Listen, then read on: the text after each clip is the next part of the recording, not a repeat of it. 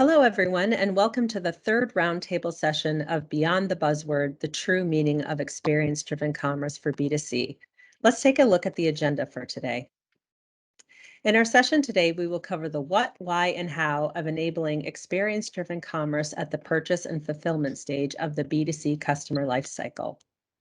In the kickoff session of this series, which is available for you to watch now on Perficient.com, we defined experience-driven commerce as the result of an organization that evolves from a siloed manual transactional approach to a customer-centric, insights-informed, omnichannel mindset that drives growth by enabling meaningful customer relationships. This definition sets the foundation for today's experience-driven commerce at the purchase and fulfillment stage of the customer lifecycle. Now I'd like to take a moment and introduce your experts for today's session. My name is Williams-Czopek. I'm a Director of Strategy and Innovation in the B2C space, and I'll be serving as moderator for our Experience-Driven Commerce track. Also with us is Joseph Willet. Joseph is a Key Account Director, leading delivery for key Perficient partnerships with a proven track record for combining client vision with delivery strategy to turn ideas into action across Perficient capabilities, including design, product management, technology, and marketing. With that, let's get started. Joseph, take it away.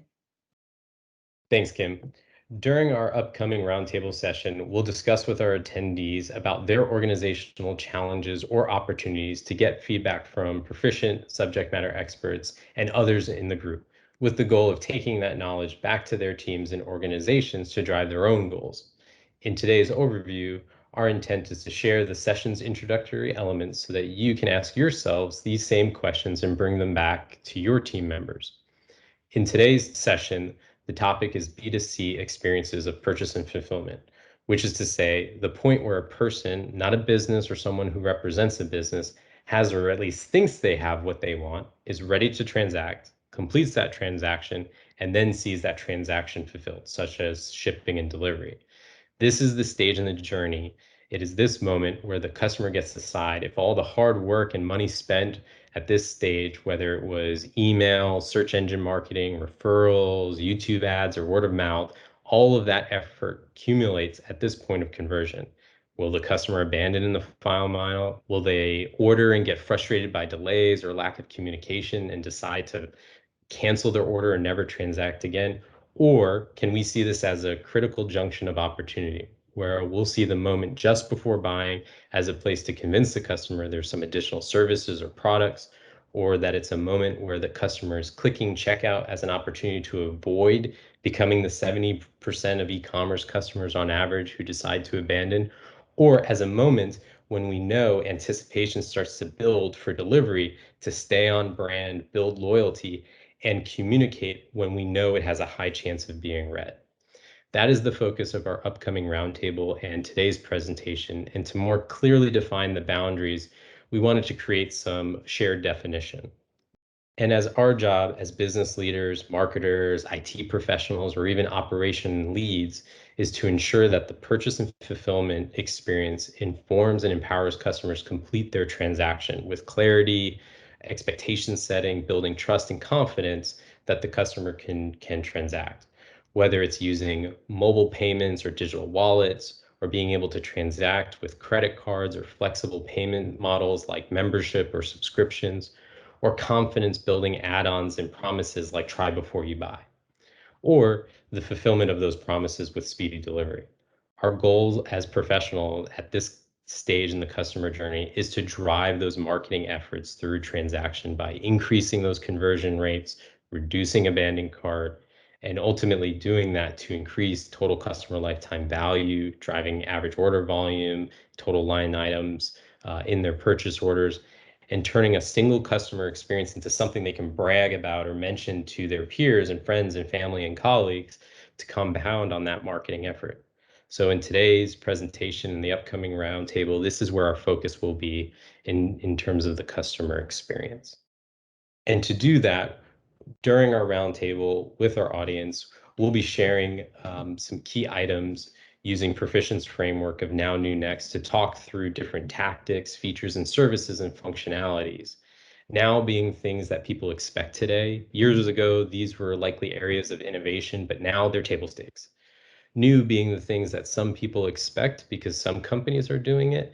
These things are very close to being the new table stakes, and they're at a critical point where we could fall behind our competitors.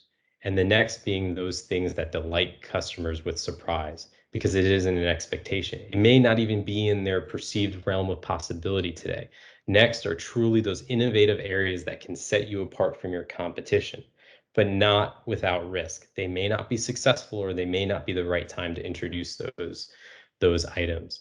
So in the roundtable, we'll be exploring some items, and during this session, we want to give you an overview of what those are so you can take those ideas and concepts back to your team. So to start, the table stakes. These are things like multiple payment service options with credit card payments, PayPal, Amazon Pay, things that many mom and pops or even newcomers like Allbirds have through multiple or multi-payment gateways, or mobile-friendly checkout through modern web technology stacks, whether it's a commercial off-the-shelf platform or homegrown sites or customizable commerce platforms, headless or not, like Glossier with Contentful and Spree. All customers expect today to have a mobile-friendly experience, or easy order tracking with timely communication that's on brand, like Cobalt Street, with informative email communication on Shopify that integrates the chain of custody for order confirmation, pick and pack, pickup, and in-delivery communication. These are the things, if an organization doesn't have them, customers are likely rolling their eyes in frustration. It's negatively impacting conversion rate, abandoned cart, or seeing higher customer call volumes. There's no way getting around these expectations today, as opposed to what newer experiences may be. Newer experiences like subscriptions with auto renewals and delivery of replenishables like Love Wellness for personal care products with reoccurring billing and order management, or installment payments using services like Affirm and Afterpay to compound on the already multiple payment options that exist so customers can afford products by financing purchases with consumer lending, or omnichannel receipts like Home Depot, IKEA, ExxonMobil, the use of barcodes or phone numbers, or even saved credit cards associating orders regardless of the channel. Some people expect these experiences today, and the organizations that apply them are seeing higher customer lifetime value, total order increases, and higher loyalty. But some people have still not yet encountered these experiences, or they have but aren't ready yet to try them out. Eventually, these things will become ubiquitous in the market, and customers will soon expect them as table stakes. And all of that pales in comparison to what comes next, the innovative experience that early adopters are eager to dive into, like going to an auto showroom instead of a dealership to browse vehicles, select your options for trim and accessories, and placing your order right there, and avoiding the hassles of waiting around and having your vehicle delivered safely right to your door or your driveway like Tesla, or in-garage delivery using Amazon Key services connected to a smart garage door opener like those made by Chamberlain to securely store your packages while you're away to avoid rain or even porch theft, or cordless transaction like Pay by Palm, like Whole Foods taking identity management to the next level with biometrics. These capabilities are setting brands apart from the rest, but not without risks. These innovations and these next items may sometimes hit at the wrong time, like the electric car in the 90s, or Pay by Palm during a pandemic, or catch at the right time in consumer needs like curbside pickup to quickly move from an innovative idea to an emerging experience to table stakes. So for those of you that are going to join us in our roundtable, we'll be discussing these ideas and more and opening it up for a group discussion so that we can have conversations about why these things are important, what other organizations are doing in these markets. And for those of you that are listening to this, you can take these thoughts, these ideas, and these thought starters to open up your own dialogue with your colleagues to identify ways you can drive your conversion, reduce abandoned cart, reduce your customer support, and ultimately increase your customer satisfaction and their customer lifetime value, and building advocacy for your brands and your organizations. And so with that, I'll let Kim close us out and look forward to those of you who can join us from the round table, and hope this brief presentation has added some value to those that can. Kim? Thanks, Joseph. That was a great overview of the purchase and fulfillment stage of the customer lifecycle in B2C. I think one of my biggest takeaways, you said right off the bat, that this stage is an opportunity to either disappoint or really drive loyalty.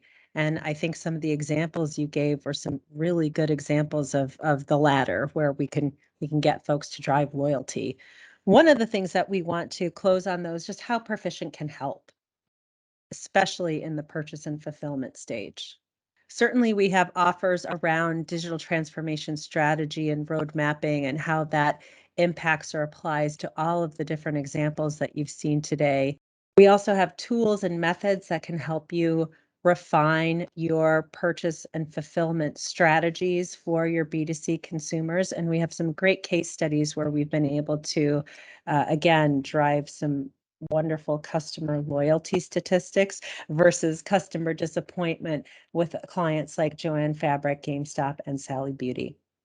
We hope you can tune into our next experience-driven commerce session, which will be focused on the post-purchase and support stage of the customer lifecycle in the B2C space.